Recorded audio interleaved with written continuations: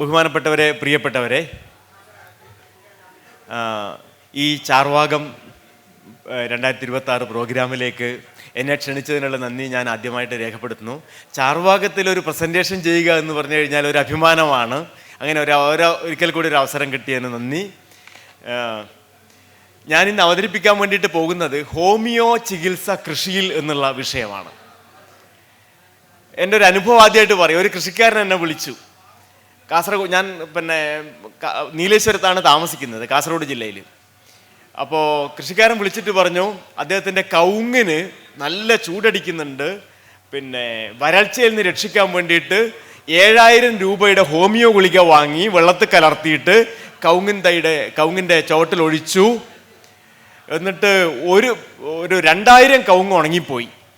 ചൂടിനെ ഇതാക്കാൻ വേണ്ടി സാധിച്ചില്ല, അതിജീവിക്കാൻ സാധിച്ചില്ല, കവുങ്ങൊക്കെ ഉണങ്ങിപ്പോയി. ഞാൻ എന്ത് ചെയ്യും? ഇനിയും ആൾക്കാർ പറ്റിക്കപ്പെടാതിരിക്കാൻ ഞാൻ എന്താ ചെയ്യേണ്ടതെന്ന് ചോദിച്ചു എന്നോട്. അപ്പം ഞാൻ പറഞ്ഞൊരു കാര്യം ചെയ്താൽ മതി, ആ സാധനത്തിൻ്റെ ബില്ലും ഒക്കെ കാണിച്ചുകൊണ്ട്, പ്രോഡക്റ്റിൻ്റെ ഇതൊക്കെ കാണിച്ചുകൊണ്ട് എനിക്ക് ഫോട്ടോ ഇട്ട് തരും. അത് കൂടാണ്ട് നിങ്ങൾ പറയണം, ആ ബില്ലൊക്കെ കാണിച്ചുകൊണ്ട്, നിങ്ങളുടെ തോട്ടം കാണിച്ചുകൊണ്ട് ഒരു വീഡിയോ ക്ലിപ്പിംഗ് ഇടണം. ഇങ്ങനെ എല്ലാം പോയിട്ടുണ്ട് എന്ന് പറഞ്ഞിട്ട്, ഞാൻ വാങ്ങിച്ചതാണ്, ഇന്നതിക്കുന്ന വാങ്ങിച്ചതെന്നൊക്കെ പറഞ്ഞിട്ട്. അപ്പോൾ ഞാനെല്ലാം ചെയ്യാം, എൻ്റെ മക്കൾക്ക് ഇതിനൊക്കെയുള്ള അറിവുണ്ട്, ചെയ്യാമെന്ന് പറഞ്ഞു. അത് കഴിഞ്ഞ് ഒരാഴ്ച കഴിഞ്ഞപ്പോൾ സാധനം വന്നു. അതിൽ ഇദ്ദേഹത്തിൻ്റെ മുഖമില്ല, ബില്ലില്ല, ഒന്നുമില്ല. ഇങ്ങനെ കാറ്റത്താടുന്ന തെങ്ങും കവുങ്ങും മാത്രമുണ്ട്. അതിൻ്റെ പശ്ചാത്തലത്തിൽ ഇങ്ങനെ പറയുന്നുണ്ട്, അത്രമാത്രം. അപ്പോൾ ഞാൻ പറഞ്ഞു, ഇതേടി എനിക്ക് ഉപയോഗിക്കാൻ പറ്റില്ല. ഞാൻ ഉദ്ദേശിച്ചത് അദ്ദേഹം അങ്ങനെ ഒന്ന് തന്നു കഴിഞ്ഞാൽ അതിനുശേഷം ബാക്കി ഞാൻ ചേർത്തിട്ട് പറയാമെന്നുള്ളതായിരുന്നു. പക്ഷേ അദ്ദേഹം എന്നോട് പറഞ്ഞത്, അങ്ങനെ തന്നു കഴിഞ്ഞാൽ എൻ്റെ ജീവൻ അപകടത്തിലാവുമോ എന്ന് എനിക്ക് പേടിയുണ്ട്. ആ പേടിച്ചത് കൊണ്ട് വീട്ടിൽ നിന്ന് ആരും സമ്മതിക്കുന്നില്ല, അതുകൊണ്ടാണ് ഞാൻ തരാത്തത് എന്നാണ് പറഞ്ഞത്. അപ്പം അങ്ങനെ ഒരുപാട് കൃഷിക്കാർ ഇന്ന് പറ്റിക്കപ്പെട്ടുകൊണ്ടിരിക്കുന്നുണ്ട്. നമ്മുടെ സോഷ്യൽ മീഡിയയിൽ നിറച്ചും ഇതിൻ്റെ പരസ്യമാണ്, അനുഭവ സാക്ഷ്യങ്ങളാണ്. ഞാൻ കുറച്ച് ഉദാഹരണങ്ങൾ കാണിക്കാം. വന്യജീവികളെ തുരത്താൻ സാധാരണ ഹ്യൂമൻ ആനിമൽ കോൺഫ്ലിക്റ്റ് എന്ന് പറഞ്ഞു കഴിഞ്ഞാൽ സംസ്ഥാന ഗവൺമെന്റും സെൻട്രൽ ഗവൺമെന്റൊക്കെ നേരിടുന്ന ഏറ്റവും വലിയ പ്രശ്നമാണ്.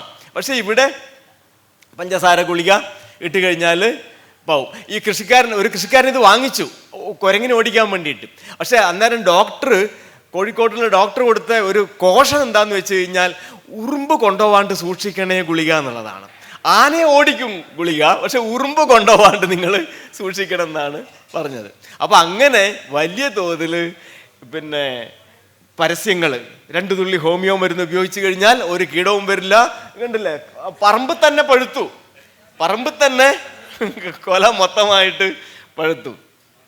വെജിറ്റബിൾ ഫാമിങ്ങിൽ, ഇത് ഗോതമ്പ് കൃഷിയിൽ മാജിക് ഡ്രോപ്പുകളാണ്. അത്രയും കൊണ്ട് 1 തുള്ളി മാജിക് ഡ്രോപ്പുകൾ എല്ലാ പ്രശ്നങ്ങളും, രോഗ കീട പോഷക പ്രശ്നങ്ങൾ, വളർച്ചാ പ്രശ്നങ്ങൾ, പൂവിടാത്തത്, കായ്ക്കാത്തത്, എല്ലാ പ്രശ്നങ്ങളും പരിഹരിക്കുവാൻ ഒറ്റ മാജിക് ഡ്രോപ്പ് എന്നുള്ള നിലയിൽ സോഷ്യൽ മീഡിയയിൽ ഇങ്ങനെ വലിയ തോതിൽ അനുഭവ സാക്ഷ്യങ്ങൾ വന്നുകൊണ്ടിരിക്കുന്ന ഒരു കാലമാണിത്. ബെസ്റ്റ് സെല്ലർ, എല്ലാറ്റിനും മാജിക് ഡ്രോപ്പുകൾ ഉണ്ട്. ഇദ്ദേഹവും പറയുന്നത് ഹോമിയോ മരുന്നിനെ കുറിച്ചാണ്. ഹോമിയോ മരുന്ന് ഇത് ഒരുപാട് പേര് നിങ്ങൾ നോക്കിക്കഴിഞ്ഞാൽ പരസ്യങ്ങളിൽ കാണാം. ഹോമിയോ കൃഷി പഠിപ്പിക്കുന്ന ആൾക്കാരുണ്ട്, അതിന് ട്യൂഷൻ കൊടുക്കുന്ന ആൾക്കാരുണ്ട്. വൻതോതിൽ വലിയ വലിയ അവകാശവാദങ്ങൾ, ചെറിയതൊന്നുമല്ല, വലിയ 1 രൂപ ചെലവാക്കിയാൽ മതി തെങ്ങിന്. നിങ്ങൾക്ക് എത്രയോ ആയിരക്കണക്കിന് രൂപയാണ് തെങ്ങിൽ നിന്ന് വളവായിട്ട് കിട്ടാൻ വേണ്ടിയിട്ട് പോകുന്നതെന്നൊക്കെ പറഞ്ഞിട്ടുള്ള വൻതോതിലുള്ള അവകാശവാദങ്ങൾ. അപ്പോൾ അതൊന്ന് പരിശോധിക്കേണ്ടതല്ലേ നമ്മൾ? ഈ പറ്റിക്കപ്പെടുന്നത് ഇങ്ങനെ തുടരാൻ അനുവദിക്കേണ്ടതുണ്ടോ? ഈ ഹോമിയോ മനുഷ്യന് ചികിത്സയ്ക്ക് വേണ്ടി ഉണ്ടാക്കിയ ഹോമിയോ ചെടികളുടെ ചികിത്സയിൽ തുടങ്ങി വെച്ചത് ഇദ്ദേഹമാണ്. കവിരാജ് എന്ന് പറഞ്ഞ ഒരു ഡച്ച് ഫിസിഷ്യൻ, ഒരു ഹോമിയോ ഡോക്ടറാണ്. അദ്ദേഹം ഇന്ത്യൻ ഒറിജിനാണ്, പേരും തന്നെ അറിയാം. ഇന്ത്യൻ ഒറിജിനാണ് അദ്ദേഹം. ഈ സ്വിറ്റ്സർലാൻഡിലെ സഞ്ചരിക്കുമ്പം ഒരു ലേഡി, അവരുടെ ആപ്പിൾ തോട്ടത്തിന് രോഗങ്ങളുണ്ട്, അത് ശരിയാക്കി തരാൻ പറ്റില്ലേ ഈ ഹോമിയോനെ കൊണ്ടെന്ന് ചോദിച്ചു. അങ്ങനെ അവിടെ താമസിച്ച് അദ്ദേഹം എല്ലാം ശരിയാക്കി കൊടുത്തു എന്നാണ് അവകാശപ്പെട്ടത്. അതിനുശേഷമാണ് ഹോമിയോ കൃഷിയിൽ തുടങ്ങിയത് കാര്യമായിട്ട്. അതിന് മുമ്പേ ഉണ്ട്, പക്ഷേ വളരെ വളരെ ചെറിയ തോതിൽ മാത്രം. അദ്ദേഹം ഒരു പുസ്തകം എഴുതിയിട്ടുണ്ട്. അദ്ദേഹം ഇന്ത്യയിൽ ഒരു ഗുരുവിൻ്റെ കീഴിൽ കുറേ കാലം അഭ്യസിച്ചിട്ടുണ്ടായിരുന്നു. അദ്ദേഹം എഴുതിയ പുസ്തകമാണ്. ഇങ്ങനെ ഒരുപാട് പുസ്തകങ്ങൾ ഹോമിയോനെ കുറിച്ചിട്ട് ലഭ്യവുമാണ്. പുസ്തകത്തിൻ്റെ ഒരു കുറവുമില്ല. പുസ്തകങ്ങളൊക്കെ ഉണ്ട്. വെറ്റിനറി ഹോമിയോപ്പതി ഉണ്ട്, ഡെന്റൽ ഹോമിയോപ്പതി ഉണ്ട്. ഇപ്പോൾ എൻ്റെ റെക്കമെൻഡേഷൻസ് മുഴുവൻ ഉണ്ട്. ഇന്നിന്ന ഇത്ര ഗുളിക ഇത്ര ലിറ്റർ വെള്ളത്തിൽ കലക്കി ഇന്നിന്ന സ്റ്റേജിൽ ഒഴിച്ചു കഴിഞ്ഞാൽ മാറുമെന്നൊക്കെ പറഞ്ഞിട്ടുള്ള എല്ലാ റെക്കമെൻഡേഷൻസും ഒക്കെ കിട്ടാനുണ്ട്. പലവിധ ഹോമിയോ കമ്പനികളുടേത് എല്ലാം നെറ്റിൽ കിട്ടാനുണ്ട്. റബ്ബറിൻ്റെ പട്ടമരവിപ്പും തെങ്ങിൻ്റെയും നെല്ലിൻ്റെയും എല്ലാം. ഒരു ഹോമിയോ ഇതിൽ അഗ്രികൾച്ചർ യൂണിവേഴ്സിറ്റിയിൽ ടെസ്റ്റ് ചെയ്ത മരുന്നാണെന്നാണ് അവരവകാശപ്പെട്ടത്. അപ്പം നോക്കുമ്പോഴേക്ക് എന്താണ്, അതിലെ കെമിക്കൽ കണ്ടന്റ് ആണ് ടെസ്റ്റ് ചെയ്തത്. അതിൻ്റെ ഫീൽഡിലുള്ള എഫിഷ്യൻസി അല്ല ടെസ്റ്റ് ചെയ്തത്. അവരുടെ അവകാശവാദങ്ങളല്ല യൂണിവേഴ്സിറ്റി ടെസ്റ്റ് ചെയ്തത്.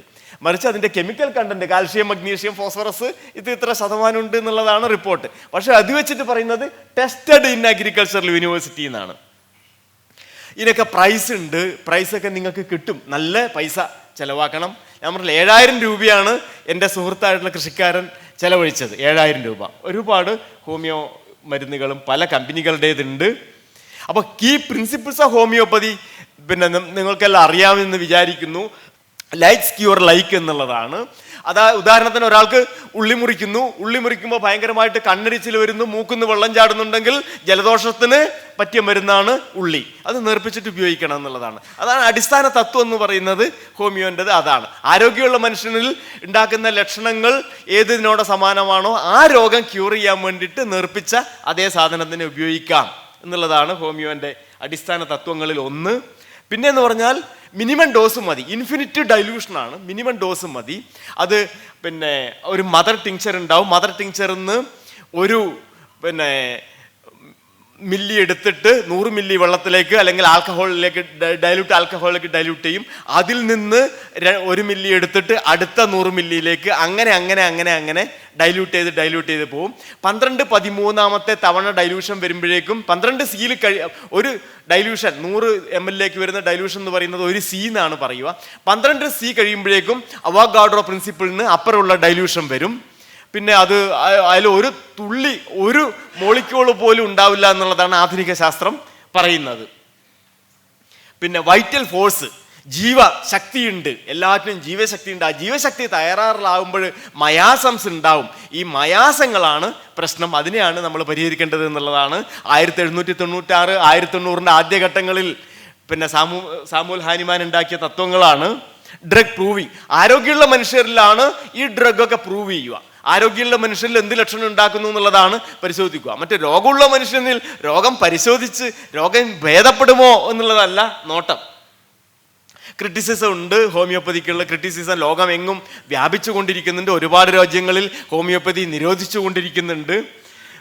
Exceeding molecular limits, contradiction of physical laws. അതായത് ഡോസ് മേക്സ് ദ പോയ്സൺ അല്ലെങ്കിൽ ഡോസ് റെസ്പോൺസ് കർവ് എന്ന് പറഞ്ഞിട്ടൊരു സാധനമുണ്ട്. അപ്പോൾ അത് അടിസ്ഥാന തത്വമാണ് ഫിസിക്കൽ നിയമങ്ങളിൽ. അതിനെ തന്നെ എതിർക്കുന്നതാണ്. എന്നുവെച്ചാൽ ഡോസ് കുറയും തോറും എഫക്റ്റ് കൂടും എന്നുള്ളതാണ് ഹോമിയോൻ്റെ തത്വം. ഇതിനൊന്നും എവിഡൻസ് ഇല്ല. ജലതന്മാത്രകൾ ഹോമിയോ മരുന്നിനെ ഓർമ്മിക്കും എന്നുള്ളതാണ് അവർ പറയുന്നത്. അതിന് അടിസ്ഥാനമില്ല. ക്വാണ്ടം മെക്കാനിസംസ് ഉണ്ട് എന്നാണ് പറയുന്നത്. എന്താണ് ക്വാണ്ടം എന്ന് അറിയാണ്ടാണ് ഈ പറയുന്നത്.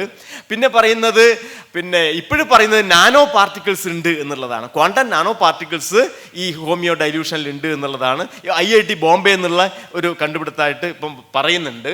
ഞാൻ അതിലേക്ക് വരാം പിന്നീട്. Nano particle debate, TM analysis വെച്ച് നോക്കുമ്പോൾ അതിൽ നാനോ പാർട്ടിക്കിൾസ് ഉണ്ടെന്ന് കണ്ടെത്തിയിട്ടുണ്ട്. പക്ഷേ അത് ഒരു എഫക്റ്റ് ഉണ്ടാക്കാൻ മാത്രം പര്യാപ്തമല്ല. വളരെ വളരെ ചെറിയ കുറച്ച് പാർട്ടിക്കിൾസ് മാത്രമേ കണ്ടെത്തിയിട്ടുള്ളൂ.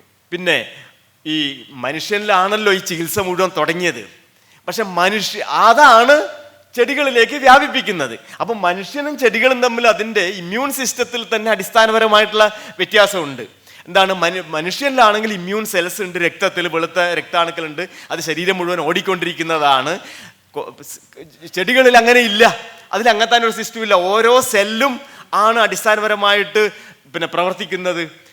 മെമ്മറി, അഡാപ്റ്റീവ് മെമ്മറി ഉണ്ട്, ആൻറ്റിബോഡീസ് ഉണ്ട്. അതുകൊണ്ടാണ് വാക്സിൻ ഫലിക്കുന്നത്. പക്ഷേ ചെടികളിൽ അങ്ങനെ ഒരു മെമ്മറി ഇല്ല. ചെടികളിൽ സിസ്റ്റമിക് അക്യുവേർഡ് സിഗ്നലിംഗ് ആണ് ഉള്ളത്. മറ്റല്ലാണ്ട് ഒരു മെമ്മറി ആയിട്ട് അവിടെ ഇല്ല. പിന്നെ റെസ്പോൺസ് എന്ന് പറയുന്നത് മനുഷ്യനിൽ പലതരത്തിലുള്ള വേദനയും വീക്കവും നീർക്കെട്ടും അതുമാതിരിയുള്ള സാധനങ്ങളൊക്കെയാണ്, പനിയൊക്കെയാണ്. ചെടികളിൽ അങ്ങനെയല്ല. ചെടികളിൽ ആ ഭാഗം കരിഞ്ഞു പോവുക, മഞ്ഞളിച്ചു പോവുക, ചെടി ഉണങ്ങിപ്പോവുക മുതലായൊക്കെയാണ് ചെടികളിലുള്ള റെസ്പോൺസ്. അപ്പോൾ ഒന്നിലുള്ളതിനെ എടുത്ത് മറ്റേലേക്ക് അങ്ങ് അപ്ലൈ ചെയ്യുകയാണ് ചെയ്യുന്നത്. നമുക്ക് ഓരോന്നായിട്ട് കാണാം.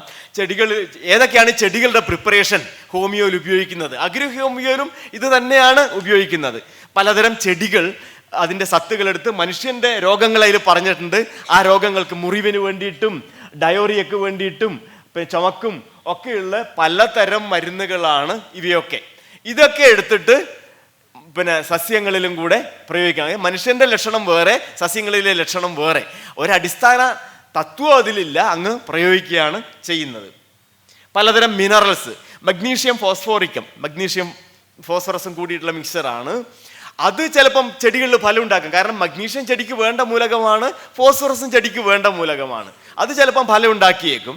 അതുമാതിരിയുള്ള ഒരുപാട് സാധനങ്ങൾ മനുഷ്യനുണ്ടാക്കുന്ന രോഗങ്ങൾ, അതിൻ്റെ ചികിത്സ അത് ചെടികളിലേക്ക് അപ്ലൈ ചെയ്യുന്നു.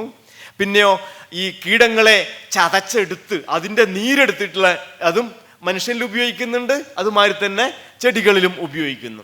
കൊമ്പൻ ചെല്ലി വരാതിരിക്കണമെങ്കിൽ ഒരു മരത്തിൻ്റെ ഇല അതിൻ്റെ നീരെടുത്തിട്ട് തളിച്ചാൽ മതി എന്നുള്ളതാണ്. അല്ലെങ്കിൽ കൊമ്പൻ ചെല്ലിയുടെ തന്നെ ചതച്ചിട്ട് അതിൻ്റെ നീരെടുത്ത് നേർപ്പിച്ച് തളിച്ചാൽ മതി എന്നുള്ളതാണ്. ആ രീതിയിലാണ് പറയുന്നത്. ഇത് ഉദാഹരണത്തിന് ആർണിക്ക മൊണ്ടാന എന്ന് പറയുന്നത് ഒരു കായകൾ പൊഴിഞ്ഞു പോകുന്നു, പൂക്കൾ പൊഴിഞ്ഞു പോകുന്നു, അതിന് ആർണിക്ക എടുക്കാം. ആർണിക്ക വേറെ ചികിത്സക്ക് ഉപയോഗിക്കുന്നതാണ് ഹോമിയോയിൽ. ബെല്ലഡോണ അത് പനിക്കൊക്കെ ഉപയോഗിക്കുന്ന സാധനമാണ്. പക്ഷേ അത് ഉറുമ്പ് വരാതിരിക്കാൻ വേണ്ടിയിട്ട് ബെല്ലഡോണ ഉപയോഗിക്കുക എന്നുള്ളതാണ് ഹോമിയോ പേപ്പറിൽ പറയുന്നത്. ഇങ്ങനെ അങ്ങ് വളരെ ആർബിട്രറി ആയിട്ട് യാതൊരു അടിസ്ഥാനവും ഇല്ലാതെ അങ്ങ് നിർദ്ദേശിക്കുകയും പ്രയോഗിക്കുകയും ചെയ്യുന്നതാണ് കാണുന്നത്. ഈ പരിശോധിച്ച് നോക്കുമ്പോൾ കാണുന്നത്. ഉദാഹരണത്തിന് തെങ്ങിൽ ഇക്തിയോളം 30CH എന്ന് പറയുന്ന മരുന്നാണ് ഹോംഫർട്ട് കോക്കനട്ട് ബൂസ്റ്റർ എന്ന് മരുന്നും അതിലുള്ളത് എന്നാണ് അവർ പറയുന്നത്. അപ്പോൾ ഈ സാധനം എന്താണെന്ന് ചോദിച്ചു കഴിഞ്ഞാൽ ഇത് അമോണിയം ബിറ്റുമിനോ സൾഫോണിക്കം, അതായത് ഒരുതരം മത്സ്യത്തിൻ്റെ ഫോസിലാണ്. അതിൽ കുറച്ച് കാൽഷ്യം ഫോസ്ഫറസ് ഒക്കെ ഉണ്ടാവുമായിരിക്കും. ആ സാധനമാണ് തെങ്ങിൽ ഉപയോഗിക്കാൻ വേണ്ടിയിട്ട് പറയുന്നത്. അത് കൂടാണ്ട് തുജ എന്ന് പറയുന്ന ചെടി ഇവിടെ കാണിച്ചിട്ടുണ്ട്. അതിൻ്റെ നീരെടുത്തിട്ട് തെങ്ങിൽ ഉപയോഗിക്കാം എന്നുള്ളതാണ് പറയുന്നത്. റിനോസറസ് ബീറ്റിലിന് ഇതാണ്. കവുങ്ങിലാണെങ്കിൽ കവുങ്ങിൻ്റെ മഞ്ഞളിപ്പ് കാസർഗോഡ്, കണ്ണൂർ ജില്ലകളിൽ വലിയൊരു പ്രശ്നമാണ്. ഒരുപാട് കവുങ്ങും തോട്ടങ്ങൾ മഞ്ഞളിച്ച് ഉണങ്ങി പോകുന്നുണ്ട്. അപ്പോൾ ഉടനെ ഹോമിയോക്കാർ ഇറങ്ങി ഹോമിയോ മരുന്നുകൾ അതിന് വേണ്ടിയിട്ട് ആദ്യം മഞ്ഞളിപ്പിന് എല്ലാതരം മരുന്നുകൾ ഉണ്ടാക്കി. വേറെ ഒരുപാട് അരക്ക ക്യൂർ, അരക്ക ബൂസ്റ്റ്, ഹോംഫർട്ട്, അരക്ക മാജിക്, അതിൽ ഇന്ന കെമിക്കൽ പറയുന്നുണ്ട്. അതായത് കോർണസ് സിർസിനേറ്റ എന്ന് പറയുന്നത് ആ ചെടിയാണ് ആ കാണുന്നത്. കോർണസ് സിർസിനേറ്റ അതിൻ്റെ നീര് ആണ് ഇതിനു വേണ്ടിയിട്ട് ഉപയോഗിക്കുന്നത്. പക്ഷെ അത് എവിടെയും പ്രൂവ് ചെയ്യുന്നില്ല, എവിടെയും തന്നെ പ്രൂവ് ചെയ്യാതെ. വയറുവേദനക്ക് ഉപയോഗിക്കുന്ന, മനുഷ്യന് വയറുവേദനക്ക് റെക്കമെൻഡ് ചെയ്ത സാധനമാണ് തെങ്ങിൻ്റെ മഞ്ഞളിപ്പിന് വേണ്ടിയിട്ട് ഉപയോഗിക്കുന്നത്. കാടമത്തിലാണെങ്കിൽ പക്ഷെ യാതൊന്നും തന്നെ പറയുന്നില്ല. അതിൻ്റെ ആക്റ്റീവ് കെമിക്കൽ ഏതാണ് എന്നുള്ളത് ഒന്നിലും തന്നെ ലഭ്യമല്ല. അവർ കുറേ സാധനങ്ങൾ ഉണ്ടാക്കുന്നു, വൻ പരസ്യം, അനുഭവ സാക്ഷ്യം അതിലേക്കൂടെ വിറ്റഴിക്കാൻ വേണ്ടിയിട്ട് ശ്രമിച്ചുകൊണ്ടിരിക്കുന്നു. വേറൊന്ന് ഈ ഒച്ച് ഇപ്പം കവുങ്ങും തോട്ടങ്ങളിലും തോട്ടങ്ങളിലൊക്കെ ധാരാളം ഇറിഗേഷൻ വന്നതുകൊണ്ട്, ജലസേചനം വന്നതുകൊണ്ട് എപ്പോഴും നനവുണ്ട്. അതുകൊണ്ട് ഒച്ച് വലിയൊരു പ്രശ്നമാണ്. അപ്പോൾ ഒച്ചിനെ ഓടിക്കാൻ വേണ്ടിയിട്ട് ഒച്ചിൻ്റെ തോട് കലക്ട് ചെയ്ത് അത് വറുത്തെടുത്ത് പൊടിച്ച് അത് ഉപയോഗിച്ച് കഴിഞ്ഞാൽ ഒച്ച് പോകുമെന്നുള്ളതാണ് വിശ്വാസം. ഈ ആധുനിക കൃഷിയിലാണെങ്കിൽ നമ്മൾ കൃത്യമായിട്ട് അതിനൊരു മരുന്നുണ്ട്, ഒച്ചിനെ ഓടിക്കാനുള്ള ഒരു മരുന്ന്, ഒരു ആക്റ്റീവ് ഇൻഗ്രീഡിയൻറ്റ് നമുക്കുണ്ട്. പക്ഷേ ഇതിൽ ഒച്ചിൻ്റെ തന്നെ തോടെടുത്ത് വറുത്തിട്ട് ഉപയോഗിക്കാനാണ് പറയുന്നത്. ഈ മീലി ഏഫിഡുകൾ എന്ന് പറയുന്ന പ്രാണികളുണ്ട്. അരക്ക് പ്രാണി എന്നാണ് കാസർഗോഡൊക്കെ പറയുക. ഈ പയറിൻ്റെയൊക്കെ അറ്റത്ത് കറുകറുത്ത് കൂട്ടമായിട്ട് ഇരിക്കുന്നതാണ്. അതിനെ ഓടിക്കാൻ വേണ്ടിയിട്ട് അതിനെ തിന്നുന്ന പ്രാണിയാണത്. അതിൻ്റെ നീരെടുത്ത് ഉപയോഗിച്ചാൽ മതി. ആ ഓക്ക് മരത്തിന് കാണുന്ന ഒരു പുഴുവാണത്. ആ പുഴു മനുഷ്യന് തട്ടിക്കഴിഞ്ഞാൽ ഭയങ്കരമായിട്ടുള്ള വീക്കവും ഒക്കെ ഉണ്ടാക്കുന്ന ഒരു ടോക്സിക് സാധനമുള്ള പുഴുവാണ് ആ സാധനം. ആ പുഴുവിനെ എടുത്ത് അരച്ച് അതിൻ്റെ നീര് തളിച്ചു കഴിഞ്ഞാൽ പിന്നെ ഈ ചിത്രശലഭങ്ങളുടെയും മറ്റ് ശലഭങ്ങളുടെയും പുഴുക്കൾ ചെടികളെ ആക്രമിക്കില്ല എന്നുള്ളതാണ് പറയുന്നത്. തുജയുടേതും പിന്നെ സിന എന്ന് പറയുന്ന ചെടിയാണത്. ആ ചെടിയുടെ നീരെടുത്ത് തളിച്ചാൽ മതി എന്നുള്ളതാണ് പറയുന്നത് ഓരോന്നിനും. അപ്പോൾ ഞാനെന്ത് ചെയ്തു എന്ന് വെച്ച് കഴിഞ്ഞാൽ അവൈലബിൾ ആയിട്ടുള്ള ലിറ്ററേച്ചർ, നമ്മൾ ശാസ്ത്രത്തിൻ്റെ ഒരു സമീപനം അങ്ങനെയാണല്ലോ, ഒന്ന് എക്സ്പെരിമെൻറ്റേഷൻ, പിന്നെ ലിറ്ററേച്ചർ കളക്ട് ചെയ്ത് മുഴുവൻ നമ്മൾ പഠിച്ചു കഴിഞ്ഞിട്ട് നമ്മൾ നിഗമനങ്ങളിലേക്ക് എത്തുക.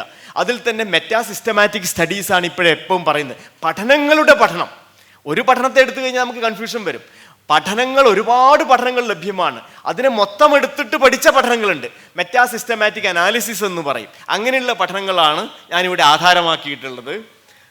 ഇത്രയും വിവിധങ്ങളായിട്ടുള്ള വിളകളിൽ പിന്നെ ഹോമിയോ പഠനങ്ങൾ നടത്തിയിട്ടുണ്ട് എന്നുള്ളതാണ് കാണുന്നത്. ഉള്ളി മുതൽ പിന്നെ ഉരുളക്കിഴങ്ങും പിന്നെ വെള്ളരി വരെയുള്ള വിളകളിൽ ഹോമിയോ പഠനങ്ങൾ നടത്തിയിട്ടുണ്ട്.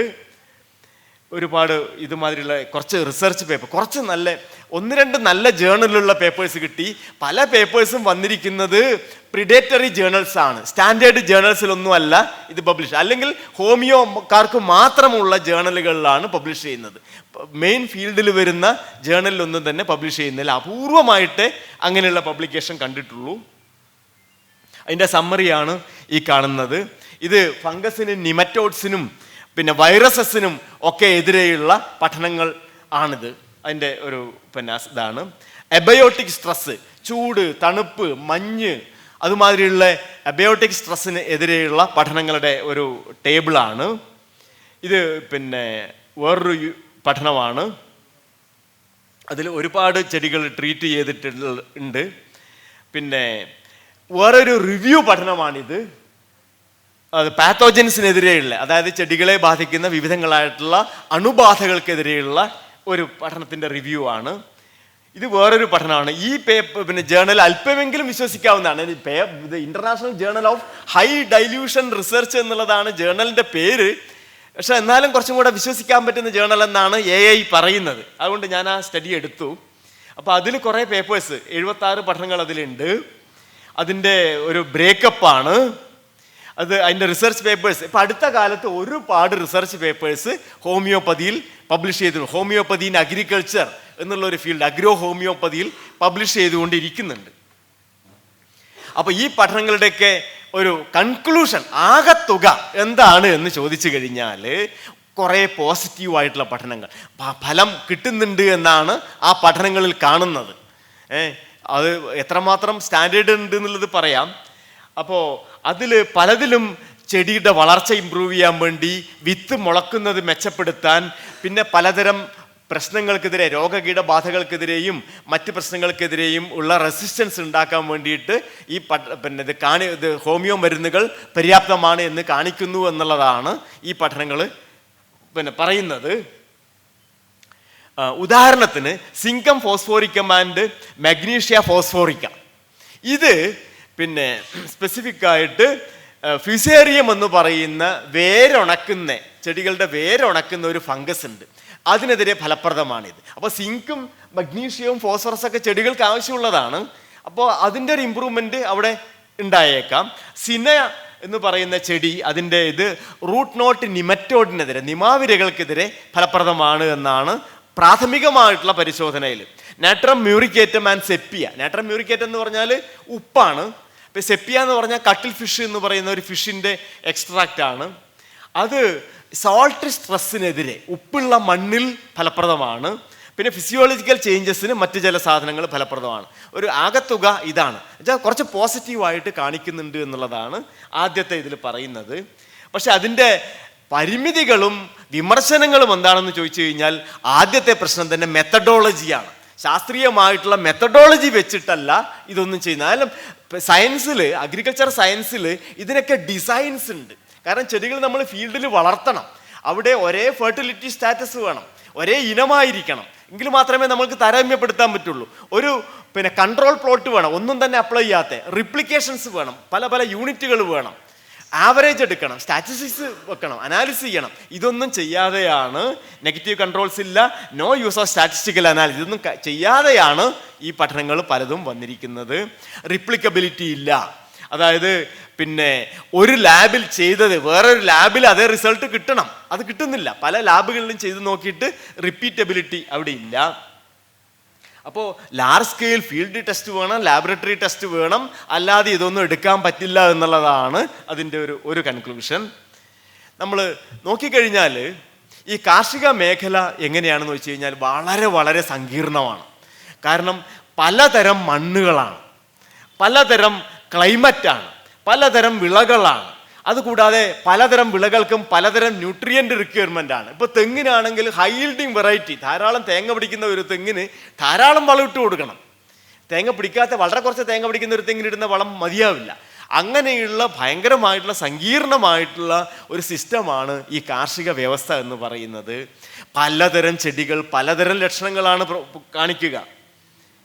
ഇപ്പോൾ എസെൻഷ്യൽ എലിമെന്റ്സ് ആയിട്ട് ചെടികൾക്ക് വേണ്ടത് കാർബോഹൈഡ്രജൻ, ഓക്സിജൻ, ഇതൊക്കെ അന്തരീക്ഷത്തിൽ നിന്ന് കിട്ടും ഒരു പരിധി വരെ. പിന്നെ ഫോസ്ഫറസ്, പൊട്ടാസ്യം, കാൽഷ്യം, മഗ്നീഷ്യം മുതലായിട്ടുള്ള ഇത്രയും മൂലകങ്ങൾ, മേജർ മൂലകങ്ങൾ, സെക്കൻഡറി മൂലകങ്ങൾ, മൈക്രോ മൂലകങ്ങൾ, ഇത്രയുമാണ് ഒരു ചെടിക്ക് എപ്പോഴും വേണ്ടത്. അപ്പോൾ അതിൻ്റെ ആവശ്യങ്ങളാണ് അവിടെ പറഞ്ഞിരിക്കുന്നത്. പലതരം ആവശ്യങ്ങളാണ് ഈ മൂലകങ്ങളെ കൊണ്ട് ചെടിക്ക് ഉള്ളത്. പലതരം മണ്ണുകളാണ് ഇന്ത്യയിലും ലോകത്തും, എത്രയോ തരം മണ്ണ്. ആ മണ്ണിന് അതിൻ്റെതായിട്ടുള്ള പരിമിതികളുണ്ട്. നമ്മുടെ മണ്ണ് ചുവന്ന മണ്ണാണ്. ചുവന്ന മണ്ണിൽ ഹൈ അസിഡിറ്റിയാണ്, ഹൈ അയേൺ ആണ്, ഹൈ അലുമിനിയം ആണ്, പിന്നെ കാൽഷ്യം, പൊട്ടാസ്യം ഒക്കെ വളരെ കുറവാണ്. അങ്ങനെയുള്ള പലതരം മണ്ണിലാണ് ഈ കൃഷി മുഴുവൻ വരുന്നത്. പക്ഷെ അതിനൊക്കെ ഒരേ പരിഹാരമാണ് പറയുന്നത്. അപ്പോൾ ഈ മണ്ണിൻ്റെ പി എച്ച് അനുസരിച്ചിട്ട് മൂലകങ്ങളെ വലിച്ചെടുക്കാനുള്ള കഴിവ്, മൂലകങ്ങളെ സപ്ലൈ ചെയ്യാനുള്ള മണ്ണിൻ്റെ കഴിവ് ഒക്കെ വ്യത്യസ്തമാവും. വലിയ സങ്കീർണമായിട്ടുള്ള വ്യവസ്ഥകളാണ്. പലതരം ലക്ഷണങ്ങളാണ് കാണിക്കുക. നൈട്രജൻ, ഫോസ്ഫറസ്, പൊട്ടാഷ്യം, മഗ്നീഷ്യം, അതിൻ്റെയൊക്കെ അഭാവങ്ങൾ, അതിൻ്റെ ടോക്സിസിറ്റികൾ, പലതരം ലക്ഷണങ്ങളാണ് കാണിക്കുക. പൊട്ടാസ്യം കുറഞ്ഞു കഴിഞ്ഞാലും കൂടിക്കഴിഞ്ഞാലും വളരെ വ്യത്യസ്തമായിട്ടുള്ള ലക്ഷണങ്ങളായിരിക്കും കാണിക്കുക. പക്ഷേ ഈ ഹോമിയോയിൽ ഇതിനുള്ള മരുന്നെല്ലാം ഒരേ തരത്തിലുള്ള മരുന്നുകളാണ്. നമ്മൾ ഈ പ്രശ്നങ്ങളെ പരിഹരിക്കാൻ വേണ്ടിയിട്ട് പലതരത്തിലുള്ള പെസ്റ്റിസൈഡ്സ് ആണ് നിർദ്ദേശിക്കുന്നത്. പലതരത്തിലുള്ളത് ഫംഗിസൈഡ്, ഇൻസെക്ടിസൈഡ്, ഹെർബിസൈഡ്, നിമാറ്റിസൈഡ്, റോഡന്റിസൈഡ് എന്നൊക്കെ പറഞ്ഞിട്ടുള്ള പലതരം നാശിനികളാണ് നമ്മൾ നിർദ്ദേശിക്കുന്നത്. പക്ഷേ ഹോമിയോയിൽ കുറച്ച് മരുന്നുകൾ മാത്രമാണ്. ഇതിനെല്ലാം തന്നെ ഇത് കൂടാണ്ട് വളർച്ചാത്വരകങ്ങളായിട്ടും പുഷ്പിക്കുവാനും എല്ലാം ഒരേ മരുന്നാണ് പറയുന്നത്. ഇതിൻ്റെയൊക്കെ ഉദാഹരണങ്ങളാണ് ഞാൻ കാണിച്ചിട്ടുള്ളത്. ഇനി നമ്മളെ കേരള കാർഷിക സർവകലാശാലയുടെ പാക്കേജ് ഓഫ് പ്രാക്ടീസസ് റെക്കമെൻഡേഷൻസ്, അതായത് കേരളത്തിൽ കൃഷി ചെയ്യുന്ന വിവിധ വിളകൾക്കുള്ള നിർദ്ദേശങ്ങളാണ് ഈ കാണിച്ചിരിക്കുന്നത്. പാക്കേജ് ഓഫ് പ്രാക്ടീസസ് എന്ന് പറയും. ഇത് എല്ലാ കൃഷിഭവനിലും ഉണ്ടാവും. എല്ലാ അഗ്രികൾച്ചർ ഓഫീസേഴ്സും കൃഷിഭവൻ ഉദ്യോഗസ്ഥന്മാരൊക്കെ ഇത് വെച്ചിട്ടാണ് കൃഷിക്കാർക്ക് എല്ലാ നിർദ്ദേശങ്ങളും കൊടുക്കുക. ഇതിലേക്ക് ഒരു നിർദ്ദേശം കയറണമെങ്കിൽ വളരെ സങ്കീർണമായിട്ടുള്ള ഒരു പ്രോസസ്സാണ്. വളരെ റിഗറസ് ആയിട്ടുള്ള ഒരു പ്രോസസ്സ് വഴിയാണ് അത് ചെയ്യുന്നത്. എങ്ങനെയാണെന്ന് വെച്ച് കഴിഞ്ഞാൽ ആദ്യം ഒരു ഗവേഷകൻ ഒരു റിസർച്ച് ചെയ്യണം, 2 വർഷമെങ്കിലും അത് ചെയ്യണം, 2 വിളകളിലെങ്കിലും ചെയ്യണം. എന്നിട്ട് അത് സോണൽ വർക്ക്ഷോപ്പിൽ അവതരിപ്പിക്കണം. അവിടെ അത് വിദഗ്ധർ പരിശോധിക്കും, ആ ഡേറ്റയൊക്കെ പരിശോധിക്കും. അത് കഴിഞ്ഞിട്ട് പിന്നീട് അത് മൾട്ടി ലൊക്കേഷണൽ ട്രയൽ കേരളത്തിൽ ഒരു 5 സ്ഥലങ്ങളിലെങ്കിലും ചെയ്യണം. അത് കഴിഞ്ഞിട്ട് വീണ്ടും സ്റ്റേറ്റ് ലെവൽ വർക്ക്ഷോപ്പിൽ അവതരിപ്പിക്കണം. അവിടുന്ന് ചിലപ്പോൾ വീണ്ടും റിപ്പീറ്റ് ചെയ്യാൻ പറയും. അതിനൊക്കെ ശേഷമാണ് ഒരു നിർദ്ദേശം ഈ പാക്കേജിലേക്ക് കയറുന്നത്. അത്രയും റിഗറസ് ആയിട്ടുള്ള എക്സാമിനേഷൻ, എക്സ്പെരിമെൻറ്റേഷൻ കഴിഞ്ഞിട്ടാണ് ഒരു നിർദ്ദേശം വരുന്നത്. പക്ഷേ ഹോമിയോ ആണെങ്കിൽ വാളെടുത്തവനെല്ലാം തന്നെ വെളിച്ചപ്പാടാണ്. അവർ തോന്നുന്നത് അവർ മറുപടിയായിട്ട് നിർദ്ദേശിക്കുകയാണ് ചെയ്യുന്നത്. ഇത് ലാൻസെറ്റ് എന്ന് പറയുന്ന വളരെ പ്രശസ്തമായിട്ടുള്ള മെഡിക്കൽ ജേണലാണ്. മെഡിക്കൽ ജേണൽ 2005 പറഞ്ഞിട്ടുള്ളത് എൻഡ് ഓഫ് ഹോമിയോപ്പതി എന്നുള്ളതാണ്. 2005 പറഞ്ഞിട്ടുള്ളതാണ്. അതായത് ഹോമിയോപ്പതിനെ കുറിച്ചിട്ടുള്ള അതുവരെയുള്ളതെല്ലാം പഠിച്ചു കഴിഞ്ഞ ശേഷം അവർ പറഞ്ഞത് ഇന്നെഫക്റ്റീവായിട്ടുള്ള, അശാസ്ത്രീയമായിട്ടുള്ള ഒരു ശാസ്ത്രശാഖയാണ്. ശാസ്ത്രം എന്ന് വിളിക്കാൻ പറ്റില്ല, കപടശാസ്ത്രമാണ്. ഇത് നിർത്തേണ്ടതാണ് എന്നാണ് ഈ മാഗസിൻ, വളരെ പ്രശസ്തമായിട്ടുള്ള ഈ മാഗസിൻ പറഞ്ഞിട്ടുള്ളത്. പക്ഷേ നമ്മൾ ഇവിടെ നിന്നും നിർത്തുന്നതായിട്ട് കാണുന്നില്ല. കൂടുതൽ ബൂം ചെയ്തു വരുന്നു. മനുഷ്യന് ചികിത്സ, പശുക്കൾക്ക് ചികിത്സ, ചെടികൾക്ക് ചികിത്സ എന്നുള്ള രീതിയിൽ എങ്ങനെ പൈസ ഉണ്ടാക്കാം എന്നുള്ള നിലയിലേക്ക് ഇത് വളർന്നു വരികയാണ് ഇപ്പോഴും ചെയ്യുന്നത്. ഇപ്പോഴത്തെ പശ്ചാത്തലത്തിൽ പ്രത്യേകിച്ചും, കാരണം വലിയ തോതിലുള്ള രാസഭീതി ജനങ്ങൾക്കുണ്ട്, നമുക്കറിയാലോ. വലിയ തോതിലുള്ള രാസഭീതിയുണ്ട്. അപ്പോൾ ഈ കൃഷി വകുപ്പ് പറയുന്നത് മുഴുവൻ ഭീകരമായിട്ടുള്ള വിഷങ്ങളാണ്. അപ്പോൾ അതൊക്കെ ഒഴിവാക്കിയിട്ട് നിങ്ങൾ ഹോമിയോ ചെയ്യൂ, ഹോമിയോ മരുന്ന് ചെയ്തു കഴിഞ്ഞാൽ ഒരു പ്രശ്നവുമില്ല, വിഷമല്ലാതെ, പക്ഷേ ഇതിൻ്റെ അതേ തുല്യമായിട്ടുള്ള അല്ലെങ്കിൽ അതിനേക്കാളും മെച്ചപ്പെട്ടുള്ള ഫലം നിങ്ങൾക്ക് കിട്ടും. അതുകൊണ്ട് രാസവസ്തുക്കളെ ഒഴിവാക്കിക്കൊണ്ട് ഹോമിയോയിലേക്ക് വരൂ, ഹോമിയോ കൃഷിയിലേക്ക് വരൂ എന്നുള്ളതാണ്. ആ രാസഭീതി മുതലെടുത്തുകൊണ്ടും കൂടെയാണ് ഈ കച്ചവടം ഇവിടെ പൊടിപൊടിക്കുന്നത്. അപ്പോൾ ഇത് ഇങ്ങനൊരു വലിയൊരു വസ്തുത നമ്മുടെ കൃഷിയിടങ്ങളിലും നമ്മുടെ മൊത്തം മേഖലയിലും നടക്കുന്നുണ്ട്. അതുകൊണ്ടാണ് ഞാൻ ഈ ഒരു വിഷയം എടുത്തിട്ട് അവതരിപ്പിക്കാൻ വേണ്ടിയിട്ട് തീരുമാനിച്ചത്. ഇങ്ങനെ ഒരു അവസരം തന്നതിന് നന്ദി രേഖപ്പെടുത്തുന്നു. വളരെ ബ്രീഫായിട്ടാണ് പറഞ്ഞത്, മനസ്സിലായിട്ടുണ്ടാവുമെന്ന് വിചാരിക്കുന്നു. നന്ദി. ചോദ്യങ്ങൾ ഉണ്ടെങ്കിൽ പറയാം. ഒരു ചോദ്യമുള്ളത്, അൺസയൻറ്റിഫിക് ആയിട്ടുള്ള ഒരു ശാഖയെ എന്തുകൊണ്ടാണ് സംസ്ഥാന സർക്കാരും കേന്ദ്ര സർക്കാരും കൂടുതൽ അംഗീകരിക്കാൻ തുടങ്ങിയിരിക്കുന്നത് എന്നുള്ളതാണ്. ഇത് നമുക്കറിയാലോ, കേന്ദ്രത്തിൽ ഭരിക്കുന്ന BJP സർക്കാരിന് എന്താ പറയുക, പഴമ എല്ലാം വളരെ വലിയ കാര്യമാണ്. അവർക്ക് കൂടുതൽ പുരാതനത്വത്തിലേക്ക് കൂടുന്തോറും വളരെ വളരെ നല്ലതാണ് എന്നുള്ള നിലക്കാണ് അവരെല്ലാറ്റിനെയും കൊണ്ടുവരുന്നത്. അത് വളരെ വ്യക്തമായിട്ടുള്ള ഒരു അജണ്ടയും അവർക്കുണ്ട്. അങ്ങനെ പഴയ ആയുഷും ഒക്കെ വരുന്നത് ആ പഴയ ശാസ്ത്രവും നമ്മുടെ പുരാണങ്ങളിൽ എല്ലാം പറഞ്ഞിട്ടുണ്ട് എന്നൊക്കെ പറയുന്നത് അവർക്ക് ഗ്ലോറിഫൈ ചെയ്ത് കൊണ്ടുവരണം. അത് അവരുടെ ഒരു തത്വശാസ്ത്രത്തിൻ്റെ ഭാഗം തന്നെയാണ്. അപ്പം അങ്ങനെയാണ് നമ്മൾ ഇത് വിക്കിപീഡിയ എടുത്ത് നോക്കിക്കഴിഞ്ഞാൽ ആയുഷ് മിനിസ്ട്രിയെ കൃത്യം സ്യൂഡോ സയൻറ്റിഫിക് മിനിസ്ട്രി എന്ന് കൃത്യമായിട്ട് പറയുന്നുണ്ട്. അതിനെ മാറ്റാൻ വേണ്ടിയിട്ട് ഒരുപാട് കേന്ദ്ര സർക്കാർ അടക്കം ശ്രമിച്ചിട്ടുണ്ട്. പക്ഷേ വിക്കിപീഡിയ ഇതുവരെ അത് റെസിസ്റ്റ് ചെയ്ത് നിൽക്കുകയാണ് ചെയ്യുന്നത്. അപ്പോൾ ഇതൊക്കെ എന്ന് പറഞ്ഞാൽ പോപ്പുലർ ഗെയിമാണ്. എനിക്ക് തോന്നുന്നു ജനാധിപത്യത്തിലുള്ള ഏറ്റവും വലിയൊരു പ്രശ്നം പ്ലേയിങ് ടു ഗാലറിയാണ്. ഗാലറിക്ക് വേണ്ടിയിട്ട് കളിക്കുക എന്നുള്ളതാണ് ജനാധിപത്യത്തിൻ്റെ ഏറ്റവും വലിയൊരു. ശാസ്ത്രത്തിന് വേണ്ടിയിട്ടോ ആധുനികതയ്ക്ക് വേണ്ടിയിട്ടോ വസ്തുതകൾക്ക് വേണ്ടിയിട്ടോ അല്ല, പ്ലേയിങ് ടു ദ ഗാലറി എന്നുള്ളതാണ്. അതുകൊണ്ടാണ് ഇങ്ങനെ വരുന്നതെന്നാണ് ഞാൻ വിചാരിക്കുന്നത്. ഇന്നത്തെ മുഖ്യധാര ശാസ്ത്രീയ തെളിവുകൾ പ്രകാരം ഹോമിയോ ചികിത്സ ശാസ്ത്രീയമായി ഫലപ്രദമാണെന്ന് തെളിയിച്ചിട്ടുണ്ടോ? അതാണ് ഞാൻ പറഞ്ഞത്. നമ്മൾ ഇത് റിവ്യൂ നടത്തി, മെറ്റാസിസ്റ്റമാറ്റിക് അനാലിസിസ് നമ്മൾ നടത്തുമ്പോൾ കുറച്ച് പേപ്പേഴ്സെങ്കിലും ഫലപ്രദമാണ് എന്ന് കണ്ടിട്ടുണ്ട്. ഉള്ളത് പോലെ പറയണം, അതങ്ങനെ ഫലപ്രദമാണെന്ന് കണ്ടിട്ടുണ്ട്. പക്ഷേ അതിൽ തന്നെയും മെത്തഡോളജിക്കൽ പ്രശ്നങ്ങളുണ്ട്. സ്റ്റാറ്റിസ്റ്റിക്കൽ അനാലിസിസ് നടത്തിയിട്ടില്ല, റിപ്ലിക്കേഷൻ ഇല്ല, അതുമാതിരിയുള്ള ബേസിക് ആയിട്ടുള്ള പ്രശ്നങ്ങളുണ്ട്. അതിൻ്റെ പരിമിതികളുണ്ട്. അതുകൊണ്ട് ഇന്നത്തെ അവസ്ഥ വെച്ചിട്ട് അതൊരു തെളിവായിട്ടില്ല എന്ന് തന്നെയാണ് പറയേണ്ടത്. അതൊന്നും ഒരു തെളിവായിട്ടില്ല. ഇനിയും അത്രയോ പഠനങ്ങൾ കൃത്യമായിട്ടുള്ള മെത്തഡോളജി വെച്ച് നടത്തി സ്റ്റാറ്റിസ്റ്റിക്കലായിട്ട് അനലൈസ് ചെയ്താൽ മാത്രമേ തെളിവുകളാണെന്ന് നമ്മൾക്ക് ഇപ്പോഴത്തെ അവസ്ഥയിൽ പറയാൻ വേണ്ടിയിട്ട് പറ്റുള്ളൂ.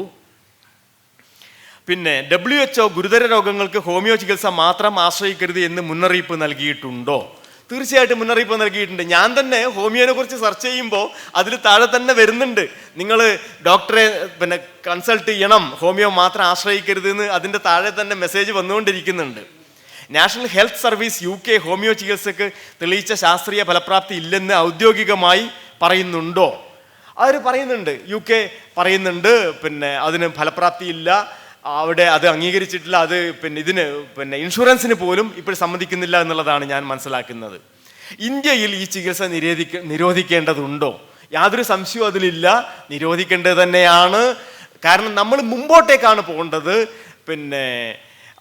അത് ശാസ്ത്രമാണ് അതിനുള്ള വഴി നമ്മൾക്ക് കാണിച്ചു തരുന്നത്. അവിടെ വളരെ വ്യക്തമായിട്ട് ശാസ്ത്രം കാണിച്ചു തരുന്ന വഴി ഫലപ്രദമല്ല എന്നുള്ളതാണ്. അതിൽ ഗവേഷണങ്ങൾ നടത്താം. ഹോമിയോ ഇൻ അഗ്രികൾച്ചറോ ഹോമിയോ ഇൻ ഹ്യൂമൻ ബീങ്സോ ഒക്കെ ഗവേഷണങ്ങൾ നടത്താം. ഗവേഷണങ്ങൾ നടത്തി തെളിയിച്ച കാര്യങ്ങൾ മാത്രമേ അത് ചികിത്സയായിട്ട് വരാൻ വേണ്ടിയിട്ട് പാടുള്ളൂ. അതുവരെ അതൊരിക്കലും അനുവദിക്കാൻ വേണ്ടി പാടില്ല എന്നുള്ളത് തന്നെയാണ് എൻ്റെ അഭിപ്രായം. ഡോക്ടർ KM ശ്രീകുമാറിന് മെമൻറ്റോ നൽകി ആദരിക്കുന്നതിനായി യുക്തിവാദ പഠന കേന്ദ്രത്തിൻ്റെ മെമ്പർ സന്തോഷ് TV ക്ഷണിക്കുന്നു.